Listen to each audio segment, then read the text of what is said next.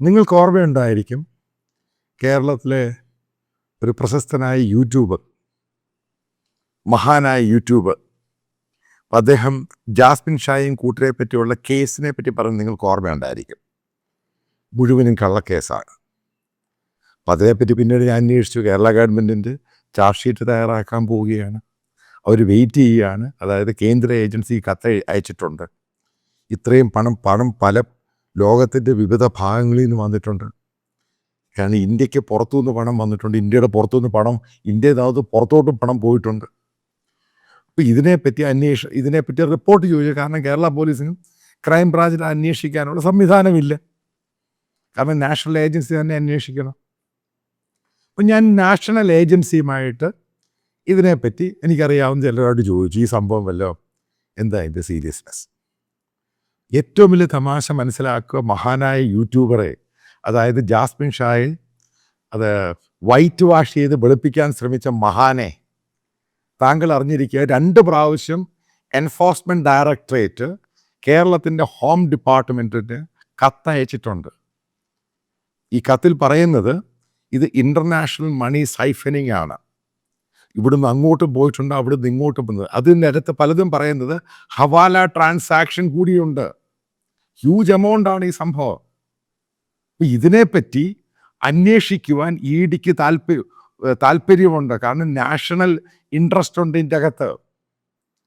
അതുകൊണ്ട് ഈ കേസ് ഞങ്ങൾക്ക് ഹാൻഡ് ഓവർ ചെയ്യണം, കേന്ദ്ര സർക്കാർ ഏജൻസികൾക്ക് ഹാൻഡ് ഓവർ ചെയ്യണം. ഇതിൻ്റെ അകത്ത് ക്രിമിനൽ സ്വഭാവ കേസുകൾ സ്റ്റേറ്റ് അന്വേഷിച്ചോട്ടെ. പക്ഷേ ഇതിൻ്റെ എക്കണോമി ആയിട്ടുള്ള മാറ്റർ കേന്ദ്ര ഏജൻസികൾ അന്വേഷിക്കണം. നോർമലായിട്ടുള്ള ഡിമാൻഡാണ്. ഇന്ന് വരെ പിണറായി വിജയൻ ഗവൺമെൻറ്റിൻ്റെ പോലീസ് ഡിപ്പാർട്ട്മെൻറ്റ് അതിന് അനുകൂലമായിട്ട് അതിന് റിപ്ലൈ കൊടുത്തിട്ടില്ല. ഇത് അയച്ചേക്കുന്നത് ഒരു 3-4 മാസം മുമ്പാണ്. 2 ലെറ്ററാണ് അയച്ചിരിക്കുന്നത്.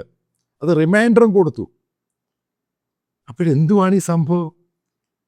അതായത് നിങ്ങൾ ഉദ്ദേശിക്കുന്ന പോലെ UNAയുടെ കൂടെ നടക്കുന്ന ആൾക്കാരുണ്ടല്ലോ, കുറച്ച് കോമാളികൾ, കള്ളപ്പന്മാർ, അവർ എന്നെ ഈ സോഷ്യൽ മീഡിയയിലൊക്കെ പലതും, അതിനൊക്കെ ഞാൻ ഇപ്പം ഉത്തരം തരാം, പലതിനും ഉത്തരം ഞാൻ തരാം.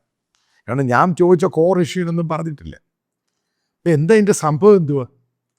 ഇപ്പം വേറെ തലത്തിലോട്ട് പോവാണ് അന്വേഷണം. അതുകൊണ്ട് തന്നെയാണ് ഞാൻ പറഞ്ഞത്, ഈ ടെറർ ആക്ടിവിറ്റീസിനെ സപ്പോർട്ട് ചെയ്യുന്ന കേരളത്തിലെ പലരുണ്ട്. അതുമായിട്ട് ബന്ധപ്പെട്ട ചോദ്യം ചോദിച്ചു കഴിഞ്ഞപ്പോൾ നിങ്ങൾ ചോദിച്ചു ഇതുമായിട്ട് എന്താ ഇതിൻ്റെ ബന്ധം? നിങ്ങൾ മനസ്സിലാക്കി, ഞാൻ അത്ര പൊട്ടനൊന്നുമല്ല. ഓരോ കാര്യം പറയുമ്പോഴും അതിൻ്റെ അകത്ത് വെൽ സ്റ്റഡീഡാണ് ഈ സംഭവം. ഇപ്പം എന്താ ഇഡി പറയുന്ന കാര്യം? ഈ ഫണ്ട് ആൻറ്റി ഇന്ത്യ ആക്ടിവിറ്റിക്ക് ഉപയോഗിച്ചിട്ടുണ്ടോ ഇല്ലയോ എന്ന് അവർക്കറിയണം. ഇന്ത്യ വിരുദ്ധ പ്രവർത്തനത്തിന് ഈ ഫണ്ട് ജാസ്മിൻ ഷായും കൂട്ടർ ഉപയോഗിച്ചോ ഇല്ലയോ?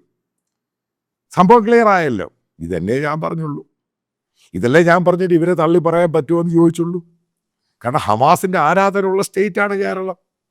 ഈ പറയുന്നയാൾ ആ ഭാഗത്തു നിന്ന് മിനി പാകിസ്ഥാനിൽ നിന്നാണ്.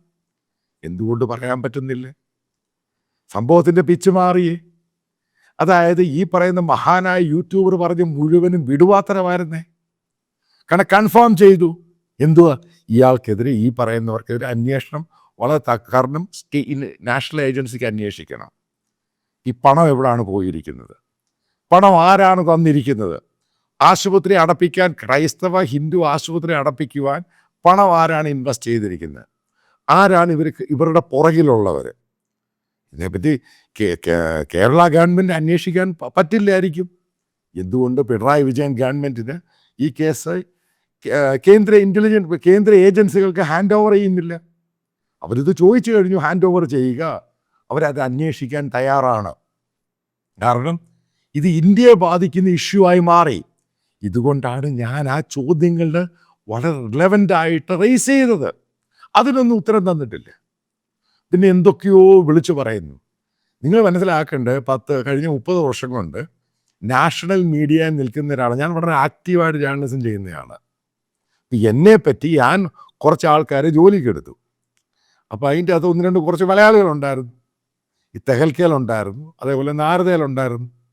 അപ്പം നാരദയിൽ വർക്ക് ചെയ്യുന്നു, തെഹൽക്ക വർക്ക് ചെയ്യുന്ന സമയത്ത് അവിടെ തെഹൽക്കയിൽ ജോലി ചെയ്യണമെന്നും പറഞ്ഞോട്ടൊരു മലയാളി വന്നു, ബൈജു ജോൺ.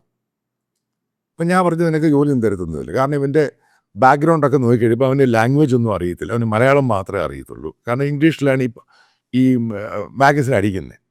അതിനേക്കാളുപരി എനിക്കിവനെ കണ്ടപ്പോഴേ പിടികൂട്ടി പക്കാ കള്ളനാണ്. ഇവനെ പരിചയപ്പെടുന്ന എൻ്റെ ഒരു സുഹൃത്താണ് പരിചയം. എൻ്റെ ഓഫീസിൽ 2 പ്രാവശ്യം വന്നിട്ടുണ്ട്. എന്നിട്ട് പിന്നീട് ഇയാൾ ഞാൻ മനസ്സിലാക്കിയപ്പോൾ കേരളത്തിൽ പോയി പല പാറമടയിൽ നിന്നും അല്ലെങ്കിൽ പാറ പൊട്ടിക്കുന്ന സ്ഥലങ്ങളിലൊക്കെ പോയിട്ട് തെഹൽക്കയുടെ പേരിൽ പണം പിരിക്കാൻ തുടങ്ങി. ഉണ്ടായ സംഭവം ഞാനെന്ത് ചെയ്തു, പോലീസിന് കംപ്ലയിൻറ്റ് കൊടുത്തു, ഡൽഹി പോലീസിനും സ്റ്റേറ്റ് ഗവൺമെൻറ്റിനും. എന്നിട്ട് ഞാൻ ഔദ്യോഗികമായ പത്രക്കുറിപ്പ് ഇറക്കി. ഇയാൾക്ക് തെഹൽക്കയുമായിട്ട് യാതൊരു ബന്ധവുമില്ല. ഇയാൾ ഓരോ കഥകൾ എന്നെപ്പറ്റി ഇങ്ങനെ പറഞ്ഞുകൊണ്ടിരിക്കുകയാണ്. കൽക്കട്ട വരെ പോയി, കൽക്കട്ട പോലീസിൻ്റെ അടുത്ത് വരെ പോയി എനിക്കെതിരെ ഓരോ കഥകൾ പറയാൻ. പിന്നീട് ഓഫീസിൽ വർക്ക് ചെയ്തിട്ട് നിതിൻ ചന്ദ്രൻ എന്നും പറഞ്ഞുകൊണ്ട് ഒരു പയ്യനുണ്ടായിരുന്നു, തലശ്ശേരിക്കാരൻ. ഇവനെ കഞ്ചാവോടുകൂടി MDMA ആ ഓഫീസിൽ ഞാൻ കൈയോടെ പിടിച്ചു. കാരണം എൻ്റെ ഓഫീസിൽ കഞ്ചാവും ഈ പറയുന്ന ലഹരി പദാർത്ഥമായിട്ട് വരുന്ന തലശ്ശേരിക്കാരൻ, ഒരു പ്രോ കമ്മ്യൂണിസ്റ്റ്, ഒരു എൻജിനീയറിംഗ് ഡ്രോപ്പ് ഔട്ടാണ്. ഇവനെ ഞാൻ പുറത്താക്കിയപ്പോൾ ഓഫീസിലെ ലാപ്ടോപ്പ് എടുത്തുകൊണ്ട് പോയി. ഇതെടുത്തുകൊണ്ട് പോയിട്ട് കൽക്കട്ടയിൽ പോയി അവിടെ മുച്ചിപ്പാറ അവിടെ കൊണ്ടുപോയി കൊടുത്തു. കാരണം എനിക്കെതിരെ വലിയ ആരോപണമുണ്ട്, പാടയാണ് കോടയാണെന്നും പറഞ്ഞ്. ആസ് എ ജേർണലിസ്റ്റ് ഞാൻ ആക്റ്റീവ് ജേർണലിസത്തിലാണ്. ഒരു സ്റ്റോറി ഗവൺമെൻറ്റിനെതിരെ ചെയ്തു കഴിയുമ്പം ഗവൺമെൻറ് കൗണ്ടർ ചെയ്യാൻ എനിക്കെതിരെ കള്ളക്കഥ ഉണ്ടാക്കും. അതിന് ഇവനെ ഉപയോഗിച്ചു. അത് ഞാൻ ചലഞ്ച് ചെയ്തു. ആ കേസ് കൽക്കട്ട ഹൈക്കോടതി കോഷ് ചെയ്ത് കളഞ്ഞു. നേരത്തെ തെഹൽക്കയിൽ ഇതേപോലെ BJP ഗവൺമെൻറ് എനിക്കെതിരെ കേസ് എടുത്തിട്ടുണ്ട്, ഒഫീഷ്യൽ സീക്രട്ട് ആക്ട്. അത് CBI അന്വേഷിച്ചു, എനിക്കെതിരെ ചാർജ് ഷീറ്റ് വന്നു, എന്നെ ഒരു ദിവസം അറസ്റ്റ് ചെയ്തു. പിന്നീട് ഡൽഹി ഹൈക്കോടതി കോഷ് ചെയ്തു. അതേപോലെ എടപ്പാടി പളനിസ്വാമിയുടെ കേസ് വന്നു, എനിക്കെതിരെ കേസുണ്ടായി, എനിക്കെതിരെ കള്ളക്കേസുണ്ടാക്കി. അതായത് അവിടുത്തെ ചീഫ് മിനിസ്റ്റർ, അതിനെ ഞാൻ ക്വസ്റ്റ്യൻ ചെയ്തു. ആ കേസ് നടന്നുകൊണ്ടിരിക്കുക. ഞാൻ ആക്റ്റീവായിട്ട് ജേർണലിസം ചെയ്യുമ്പോൾ സ്റ്റേറ്റുകൾക്കെതിരെയും അതിൻ്റെ ആൾക്കാർക്കെതിരെയാണ് ചെയ്യുന്നത്. എനിക്കെതിരെ ബാൽ താക്കറയുടെ അനന്തരവൻ ഉദ്ധവ് താക്കറയുടെ അമ്മയുടെ ബാൽ താക്കറയുടെ പെങ്ങളുടെ മകൻ, അതിൽ എനിക്കെതിരെ കേസ് കൊടുത്തിട്ടുണ്ട്. കാരണം ബാൽ താക്കറയ്ക്കെതിരെ ഞാൻ ശ്രീകൃഷ്ണ കമ്മീഷനുമായിട്ട് ബന്ധപ്പെട്ട് ഇഷ്യൂ പുറത്തു കൊണ്ടുവന്ന് കഴിഞ്ഞപ്പം എൻ്റെ ഓഫീസെല്ലാം അടിച്ച് കത്തിച്ചിട്ടുണ്ട്. അത് ഞാനൊരു വീഡിയോ ഇരുന്ന് വായി തോന്നുന്ന വിളിച്ച് പറയുന്ന ആളെ ക്ഷമ പറയാൻ മറ്റൊന്നും ഇതൊന്നും അല്ല. ഞാൻ അറിയപ്പെടുന്ന ജേർണലിസ്റ്റ് തന്നെ, എനിക്ക് യാതൊരു സംശയമൊന്നുമില്ല. അതിനകത്ത് എനിക്ക് അഹങ്കാരം കൊണ്ട് പൊങ്ങച്ചോട്ടാ നിങ്ങൾ തീരുമാനിക്കുക. എനിക്ക് ഈ കാര്യങ്ങളൊക്കെ അറിയാവുന്നതാണ്. ഞാൻ ദേശീയ ജേർണലിസ്റ്റ് തന്നെയാണ്, നാഷണലിലാണ് വർക്ക് ചെയ്തേക്കുന്നത്. യൂട്യൂബ് ഞാനൊരു തമാശ തുടങ്ങിയ സംഭവമാണ്. അതിന് ഈ ചൊറിഞ്ഞുകൊണ്ട് കാര്യമൊന്നുമില്ല. ഞാൻ ചോദിച്ച ചോദ്യത്തിന് ഉത്തരം എന്താ? ഈ 1 ലക്ഷം രൂപ എന്ന് പറയുന്ന സാധനം 5 ലക്ഷം തരാമെന്ന് പറഞ്ഞു. ഞാൻ തെളിയിക്കാം. ഇതാരാണ് ഈ ജാസ്മിൻ ഷായും കൂട്ടരുമാരാണ്, ഞാൻ തെളിയിക്കാം. ഇതുമായിട്ട് ഞാൻ ചോദിച്ച ചോദ്യത്തിന് ഉത്തരവില്ല. അപ്പോൾ പേഴ്സണലായിട്ട് ഞാൻ പല സ്റ്റോറികൾ, മൾട്ടിപ്പിൾ സ്റ്റോറി ചെയ്യാൻ ശ്രമിച്ചിട്ടുണ്ട്. പല സ്റ്റോറികൾ ഫ്ലോപ്പായി പോയിട്ടുണ്ട്. അപ്പം അതിനകത്ത് പല സംഭവങ്ങൾ ഉണ്ടായിട്ടുണ്ട്. അപ്പം ഇതുമായിട്ട് ബന്ധപ്പെട്ട് കേസ് വരട്ടെ. ഇപ്പോൾ ഗവൺമെൻറ് എനിക്കെതിരെ കേസ് കൊടുത്തിട്ട് ഇൻഡിവിജ്വൽ കേസ് കൊടുത്ത ഇതെവിടെയാണ് കേസെന്ന് പറയാം? ജാസ്മിൻ ഷായ്ക്കെതിരെ കേസുണ്ട്, ഈ പറയുന്ന മഹാനായ യൂട്യൂബർക്കെതിരെ കേസുണ്ട്. എനിക്കെതിരെ എവിടെയാണ് കേസ്? പറ, ഞാനൊന്ന് ഉത്തരം തരാം. ഇതേപോലെ വിടുവാത്തരങ്ങളും എനിക്കെതിരെ പല ക്യാമ്പയിനും ഉണ്ടായിട്ടുണ്ട്. അത് ഞാൻ പുച്ഛത്തോട് തള്ളുന്ന ഒരാളാണ്. കാരണം ഞാൻ ഈ പ്രൊഫഷൻ എൻ്റെ പാഷനാണ്. അല്ലാതെ വ്യൂവേഴ്സിനെ ഉണ്ടാക്കാൻ വേണ്ടി തരികിടയും ജാടയും കാണിച്ച് മസാല കയറ്റി വിട്ട് ഇന്നൊന്ന് പറയും, നാളെ മാറ്റി പറയും, അടുത്ത ദിവസം വേറൊന്ന് പറയും. അതേപോലെ ഇതേപോലെയുള്ള ടെറർ ആക്ടിവിറ്റീസായിട്ട് അടക്കുന്നവനെയൊക്കെ പൊക്കി പിടിച്ച് വെളുപ്പിക്കാൻ നിൽക്കും. അതിൻ്റെ ആവശ്യമൊന്നുമില്ല. എനിക്കൊറ്റ ഡിസിഷനേ ഉള്ളൂ. ഈ ഡിസിഷനാണ് ശരി, ഇത് തെറ്റാണ്. ബ്ലാക്ക് ആൻഡ് വൈറ്റ്, അതിൻ്റെ ഇടയ്ക്ക് ഇൻ ബിറ്റ്വീൻ കളേഴ്സൊന്നുമില്ല. വളരെ കൃത്യമാണ്. അതുകൊണ്ട് വീണ്ടും ആവർത്തിക്കുന്നു, ജാസ്മിൻ ഷായെ, നീ ഇന്ത്യ വിരുദ്ധനാണ്, നീ ഒരു വർഗീയവാദിയാണ്. നിൻ്റെ അജണ്ട വളരെ ക്ലിയറാണ്. നിനക്ക് ഇവിടുത്തെ ഹിന്ദു ക്രിസ്ത്യൻ ഹോസ്പിറ്റൽ അടപ്പിക്കണം. അതിൻ്റെ പിറകിൽ നീ പണം വാങ്ങിയാണ് നീ എല്ലാം ഓപ്പറേറ്റ് ചെയ്യുന്നത്. നിന്നെ പുറത്താക്കിയേ മതിയാകൂ. നീ ഇന്ത്യക്ക് എന്നല്ല, ലോകത്തിന് തന്നെ ശല്യമാണ്. പിന്നെ ഒരു കാര്യം ഞാൻ നിന്നോട് ചോദിക്കട്ടെ, നീ ഇത്ര പേടിച്ചത്? നീ വളരെ ആക്റ്റീവായിട്ടൊക്കെ സംസാരിക്കുന്നത്, നിൻ്റെ മുഖത്തെ ആ വീഡിയോ എല്ലാം കണ്ടപ്പോൾ നീ വളരെ സ്കെയർഡായി. അപ്പം നിനക്ക് പേടിയുണ്ടല്ലേ? നിനക്കപ്പോൾ വ്യക്തമായിട്ട് പേടിയുണ്ടല്ലേ? ഇപ്പം പിടികിട്ടിയോ ഞാൻ ആരാന്ന്? നീ ഉദ്ദേശിക്കുന്ന യൂട്യൂബറൊന്നുമല്ല ഞാൻ. കാരണം എനിക്ക് എക്സ്പീരിയൻസ് ഉണ്ട്. ഇതെൻ്റെ പ്രൊഫഷണലെ പാഷനായത്.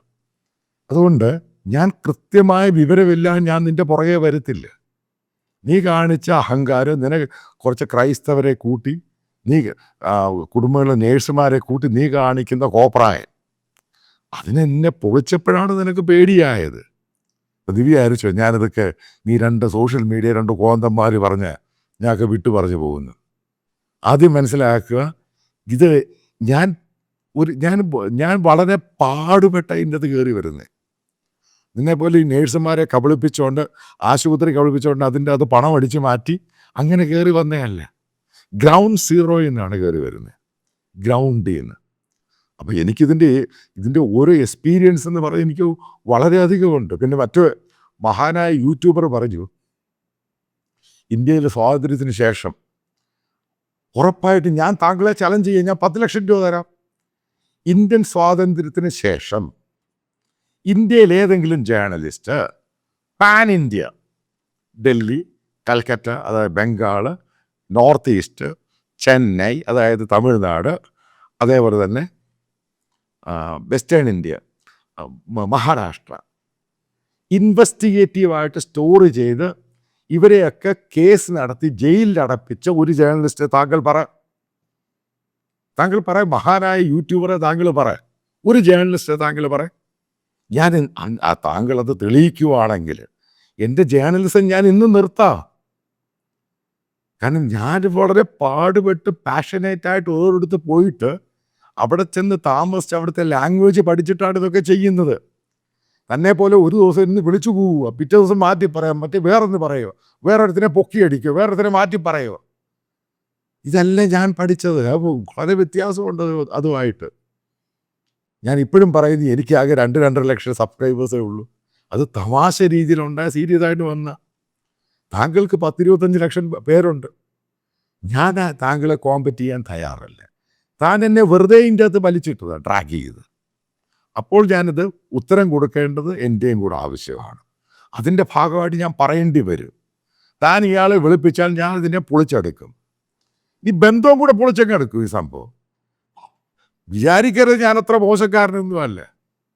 എന്താണ് ഇത്രമാത്രം ഇയാളെ സ്നേഹിച്ച് ഈ പറയുന്ന ഇന്ത്യ വിരുദ്ധ പ്രവർത്തനവും ഈ ക്രൈസ്തവ ഹിന്ദു മാനേജ്മെൻറ്റ് ഹോസ്പിറ്റലും സ്കൂൾസും അവിടെ എല്ലാം അടപ്പിക്കാൻ നടക്കി ഇവനോട് ഇത്ര സ്നേഹിക്കേണ്ട കാരണം എന്തുവാ? ഇതും കൂടെ അറിയാൻ താല്പര്യമുണ്ട്. ഷുഡാപ്പി അല്ല 1 ലക്ഷം രൂപ തരാൻ. ഞാൻ ചോദ്യം ചോദിച്ചതിന് മിണ്ടാൻ പറ്റിയതായിരിക്കും. ഉത്തരം എന്താ? കാരണം ഞാൻ തരാം അങ്ങോട്ട് തിരിച്ച്. ഇപ്പം മനസ്സിലാക്കാൻ വീഡിയോയുടെ താഴെ ഞാൻ ലിങ്ക് കൊടുക്കുന്നുണ്ട്. എന്നെപ്പറ്റി വിപിൻ ലാൽ എന്ന് പറഞ്ഞൊരു ചെറുപ്പക്കാരൻ എന്നെ യാദർച്ഛികമായിട്ട് കണ്ടതാണ്. അപ്പം അയാളാണ് ആ വീഡിയോ ചെയ്തിട്ടുണ്ട്. അപ്പം അതിൻ്റെ ലിങ്ക് താഴെ കൊടുക്കുന്നുണ്ട്. അപ്പോൾ താല്പര്യമുള്ളവർക്ക് അത് ഓപ്പൺ ചെയ്ത് കാണാവുന്നതാണ്. അതൊരു കാര്യം മനസ്സിലാക്കുക, എനിക്ക് പ്രീ അജണ്ടയൊന്നുമില്ല. പ്രീ അജണ്ട ഇല്ലാത്തതിൻ്റെ കാര്യം ഞാൻ ലൈഫിൽ ഒത്തിരി കണ്ടതാണ്. അപ്പോൾ ആ കണ്ടതിൻ്റെ പുറകിൽ ഐ ആം വെരി മച്ച് ഞാൻ വളരെ ഹാപ്പിയാണ്. അച്ചീവ് ചെയ്യുമ്പോൾ കാരണം ഞാൻ പലതും അച്ചീവ് ചെയ്തതാണ്. ഇതിനൊക്കെ ഇതേ ഉള്ളൂ റേഞ്ച് എന്നറിയാം. ഞാൻ ഇത്ര പണവും ഹണി ട്രാപ്പും കോടികളെന്നൊക്കെ പറയുമ്പോൾ നിങ്ങൾ മനസ്സിലാക്കി ഞാൻ ആരെയൊക്കെ പിടിച്ചേക്കത്തേന്ന്. അപ്പം നിങ്ങളുടെയൊക്കെ ധാരണയുണ്ടോ എനിക്ക് ഇവരൊന്നും പണം ഓഫർ ചെയ്തിട്ടില്ല എന്ന്? അതായത് യൂട്യൂബറെ താങ്കൾ ഞാൻ 2000 അന്ന് എനിക്ക് ഓഫർ ചെയ്തു 10 കോടി രൂപ. അതായത് ഓപ്പറേഷൻ ബെസ്റ്ററ്റ്.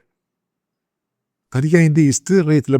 പല പുസ്തകങ്ങൾ എന്നെ പറ്റി എഴുതിയിട്ടുണ്ട്, വായിച്ചു നോക്ക്. അത് ചുമ്മാ വിടുവാത്രം പറയാതെ. അല്ലാതെ I don't want to say father anything because so ashamed.